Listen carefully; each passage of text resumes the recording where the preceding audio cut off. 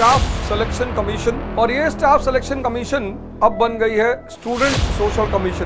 भारत जैसे विकासशील देश में जहां आज भी नौकरी हर मिडिल क्लास के परिवार का एक सपना है, सरकार अगर इन मुद्दों पर ध्यान नहीं देगी तो आपने टीचरों को उठा लिया, वो हमारी बहन है नीतू सिंह, वो तो मतलब आप तानाशाही चाहते हो देश में।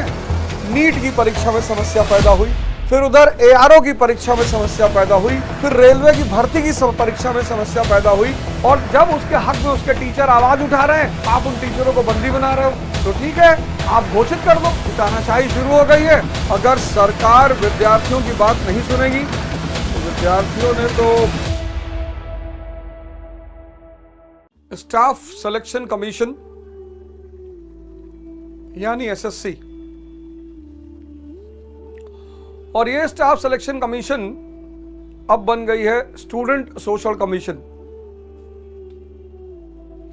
हर साल 30 लाख से के आसपास लड़के इस परीक्षा को देते हैं।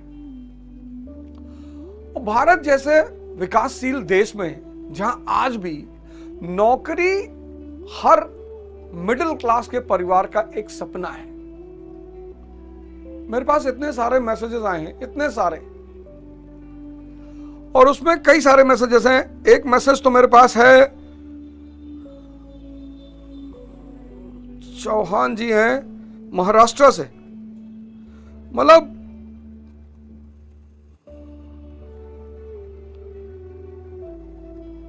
Vitthal Chauhan SSC aspirant Hingoli Maharashtra. फिर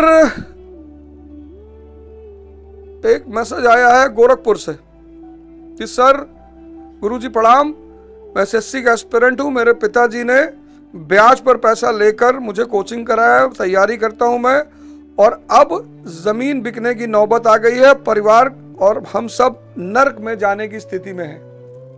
पिछले विगत वर्षों में मैं देख रहा हूं कि परीक्षाओं को लेकर जो परेशानी पैदा की जा रही है, कभी यूपी पब्लिक सर्विस कमीशन में परेशानी, कभी बिहार में परेशानी, कभी रेलवे की भर्ती में परेशानी, मतलब आप क्या चाहते हो इस देश का स्टूडेंट विद्यार्थी कहां चला जाए?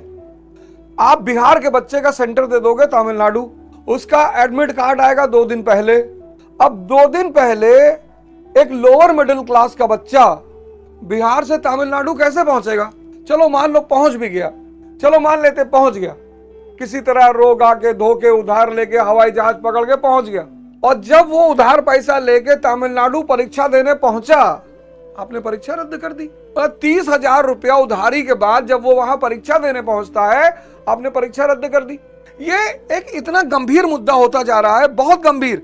सरकार अगर इन मुद्दों पर ध्यान नहीं देगी तो निश्चित तौर पर, मतलब युवा अगर किसी देश के नाराज हो जाएंगे, विद्यार्थी अगर किसी देश के नाराज हो जाएंगे, एस्पिरेंट किसी देश के नाराज हो जाएंगे, वैसे ही परेशान है। तमाम सारे फ्रंट पर इतनी सारी चुनौतियां चल रही हैं, तमाम सारे फ्रंट पर। वहां बच्चों को एक आशा होती है कि चलो भैया हमारी नौकरी लग जाएगी, परिवार संभल जाएगा, हम बहुत सारी मुसीबतों से बाहर आ जाएंगे, और आप परीक्षा नहीं ले पा रहे। किसी विद्यार्थी का फेल होना एक अलग बात है, आप परीक्षा रद्द कर दे रहे हैं। अब वो बिहार का लड़का पहुंचा तमिलनाडु, अंडमान तक मैंने सुना है, मेरी बात हो रही थी, अंडमान तक आपने टीचरों को उठा लिया।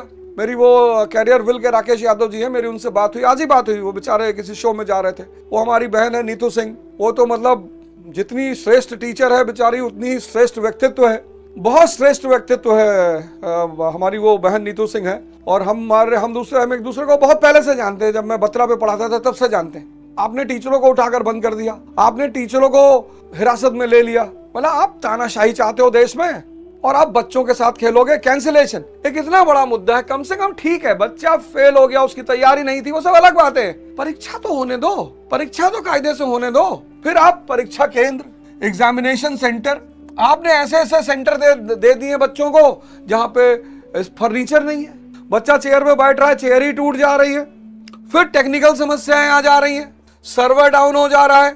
फिर आपने जिस संस्था को दिया है इस पे पहले ही इसकी विश्वसनीयता पे सवाल है, हद है। नीट की परीक्षा में समस्या पैदा हुई, फिर उधर ARO की परीक्षा में समस्या पैदा हुई, फिर रेलवे की भर्ती की परीक्षा में समस्या पैदा हुई। और मैं सरकार से हाथ जोड़कर विनती करूंगा कि स्टूडेंटों को मत छेड़ो, उनको अपने भाग्य का फैसला करने दो। आप तो इतना दावा करते हो कि देश विकसित हो गया, देश यहां पहुंच गया, अच्छी बात है।